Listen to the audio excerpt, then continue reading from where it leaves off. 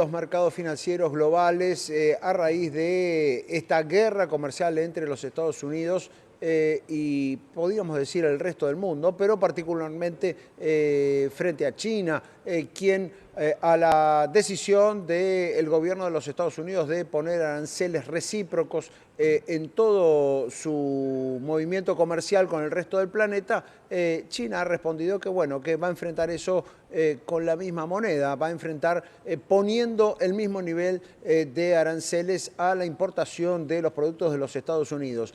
Esa decisión del gobierno chino, que se conoció el viernes, hoy ya empieza a tomar efectos muy negativos. Todas las bolsas del mundo prácticamente están en caída, los precios de las commodities, el dólar se está depreciando frente al resto de las monedas. Y por supuesto se esperan digamos, mayores decisiones y todo el tiempo se están esperando novedades acerca de qué puede pasar con esto en relación con la economía real, ¿no? Cómo puede afectar todo este movimiento que hasta ahora es financiero, pero en algún momento empezará a ser comercial. En algún momento todas estas nuevas medidas vinculadas a los aranceles empezarán a dejar consecuencias directas entre los compradores y vendedores de cada país. Vamos a estar conversando de este tema con el economista Ramiro Tosi, quien ya está en línea. Ramiro, buen día, ¿cómo estás? Hola Fernando y Mariano, ¿cómo andan? Buen día, si se puede decir para los que no son del mundo de los mercados. Claro, para el mundo de los mercados es un día más que negativo. ¿Qué estás viendo y sobre todo esta debacle que hay en los mercados globales? ¿Cómo crees que va a impactar hoy en la Argentina?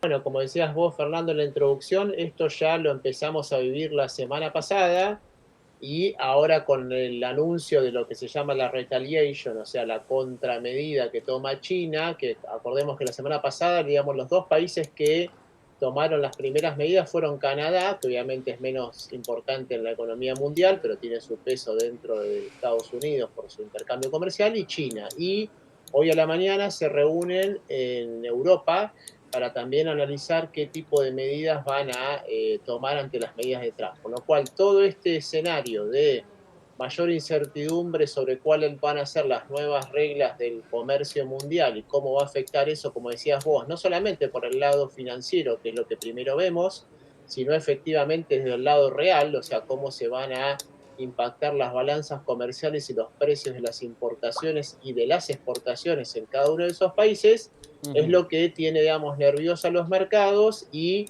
en ese sentido el presidente Trump, lejos de, si querés, hacer un reconocimiento de los efectos de estas medidas, dice, bueno, esta es una medicina amarga que hay que tomar, yo no voy a dar vuelta atrás, con lo cual los mercados más nerviosos se pusieron, así que hoy tenemos, como ya hemos tenido varias veces en la historia, el famoso lunes negro, ¿no? El Black Monday, con principales caídas que arrancaron en Asia, donde por ejemplo en Japón hubo que hacer lo que se llama un trading halt, o sea, suspender la operatoria cuando ya la caída de la bolsa era de más del 10% y también en algunos papeles, y luego en Europa con caídas que están promediando el 3%, que es más o menos lo que se espera en la apertura del mercado americano a las 10:30 de la mañana hora argentina. ¿Cómo cubrirse ante tanta volatilidad? ¿Qué recomiendan? Bueno, en general lo que está haciendo digamos, los inversores, Mariano, es ir al refugio histórico que es el oro, ¿no? Que está por arriba de los $3.000 la onza, y digamos, si querés, algo que es bastante contraintuitivo, ¿no? Que el que genera el problema, en definitiva, que es Estados Unidos, termina siendo de alguna manera parte del beneficiado, porque muchos de los inversores van al refugio de los bonos del Tesoro americano, y fíjate que ahora la tasa del bono a 10 años de plazo está por abajo del 4%, cuando semanas antes de que Trump asumiera estaba más cerca del 4,70, 4,80, con lo cual eso lo que dispara es una aversión al riesgo global, tanto dentro de Estados Unidos, que se pasan todos a la seguridad de los bonos del Tesoro americano, como en el resto del mundo. Ujú. Bien, de esa manera también hay que creer que el día de hoy va a ser muy duro para el tema de los bonos, ¿no? Digo, y el riesgo país, lo comentaba recién Mariano hace un momento, tiende a subir, terminó en 9,25 el viernes pasado, tal vez podría llegar hoy a volver a cruzar la barrera de los 1.000 puntos. ¿Qué crees que va a pasar con eso? y sobre todo qué consecuencias trae para el tema de la Argentina y su deuda. Así es, Fernando. Lo que vas a ver seguramente es presión por el lado de los bonos soberanos, con caídas que probablemente estén como los del viernes, en torno al 1,5-2%.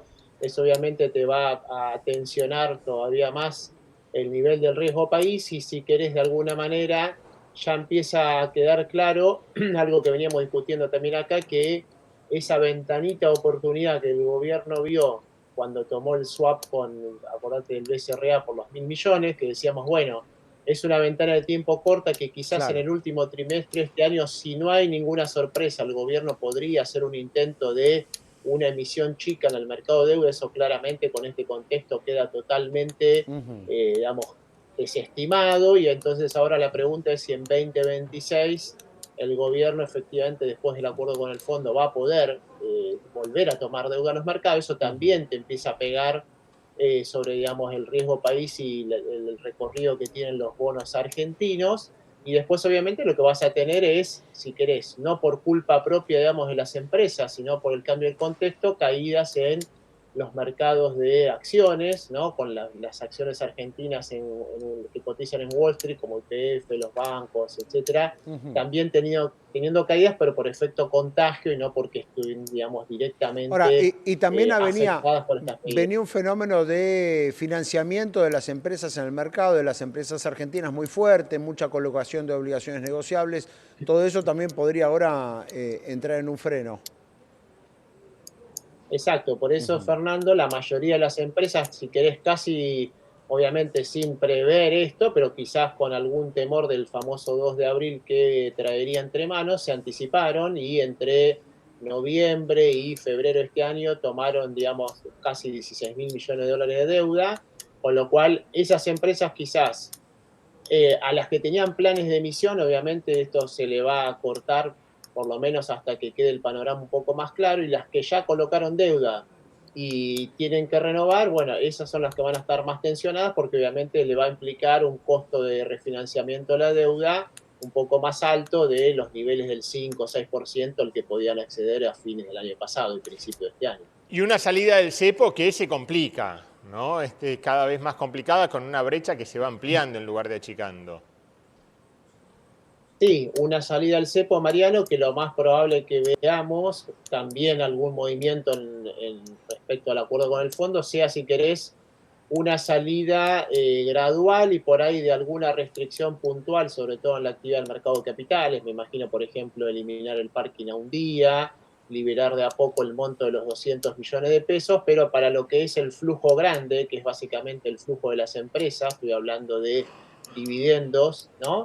Eso seguramente va a tener que esperar del 2026 en adelante, con lo cual ahí el gobierno va a tratar, si querés, de minimizar en un mes donde, recordemos, en marzo perdió 3.000 millones de dólares, tratará de minimizar el impacto. Fíjate que de hecho la última semana no estuvo interviniendo tanto y por eso el dólar MEP rápidamente, vamos, se fue por arriba de los 1.300 pesos. Ujú. Bueno, seguramente esta semana tratará de que esa suba se contenga alrededor de los 1.350 pesos sin que tenga que costarle, digamos, reservas al Banco Central hasta que por lo menos empiece a entrar el grueso de la liquidación de la soja, ¿no? Pero Bien, que tarda, ¿no? Claro, claro. que se hace desear la liquidación de la soja ante este contexto de extrema volatilidad, ¿no? Con reservas que hoy por ahí ya perforen los 25.000 millones. Bueno, sí, fíjate que ahí hay una suerte, si querés, disyuntiva, ¿no? Para el productor, porque ahora esperar corre el riesgo de que liquides a un precio de la soja más bajo, producto justamente de todo este problema de los aranceles y el efecto que está teniendo sobre el precio de los commodities. Y por el otro lado, si liquidás ahora, tenés cierta ventaja. Si crees que este valor de brecha es, si querés, relativamente alto para lo que se espera hacia adelante, bueno, tenés que decidir: liquido ahora con este valor de brecha y dólar blend, también con la incertidumbre si el acuerdo con el fondo trae o no la eliminación del blend, ¿no? O espero con el riesgo de que no tenga el blend y de que el precio de la soja a nivel internacional sea más baja, ¿no? Así que eso será, digamos, lo que tendrá que decidir ahora los productores durante este mes donde se esperan la mayor parte de las liquidaciones. Bien, perfecto. ¿Qué crees que puede pasar hoy con el dólar? Sobre todo en lo que hace a las proyecciones. Recién hablábamos que hoy se va a conocer el REM del mes de abril, donde en los últimos meses el consenso de los consultores económicos sostuvo la política del crawling peg y sostuvo que en los 6 meses siguientes, que ese es el periodo que analiza el REM, se iba a sostener el anuncio del gobierno. ¿Hoy cree que va a pasar lo mismo? Esa proyección se empieza a resquebrajar. Ahí seguramente, Fernando, vas a ver dos cambios. Uno, el que vos estás apuntando, que es a ver qué piensa el mercado de si, por ejemplo, el crawl del 1% no va más. ¿Qué implica eso? Que vamos a un sistema de bandas, por ejemplo, donde el tamaño del crawl sea más amplio, o sea, que haya una banda, no sé, más menos 5, más menos 10. Y el otro cambio que seguramente también vas a ver es sobre las expectativas de inflación, ¿no? Porque acordate que el REM, y nosotros esto lo veníamos discutiendo hace por lo menos 2 meses, nosotros cuando empezamos el año dijimos, ojo, que vemos que el 2%, sin saber todavía el efecto de lo de Trump, lo vemos que va a ser difícil de penetrar por lo menos hasta mayo, junio. Bueno, este nuevo escenario te empieza también a poner dudas de si efectivamente se puede, digamos, penetrar el 2% alrededor del mes de junio. Bien, y también me imagino otro tema clave, el tema de la brecha, ¿no? Digo, que fue uno de los activos que, digamos, claro, que el consiguió caballito de batalla, el ¿no? caballito Brecha de de menos del batalla. 5%. Lo que dijo el gobierno a lo largo de todo el año pasado es, fíjense si tendremos consolidada y estabilizada la situación, que la brecha, después de haber estado en el 150, en el 120 durante tanto tiempo, está estabilizada en el 15%. Digo, ese es otro elemento que teníamos todos en el escenario y que de ahora en adelante parece ser diferente.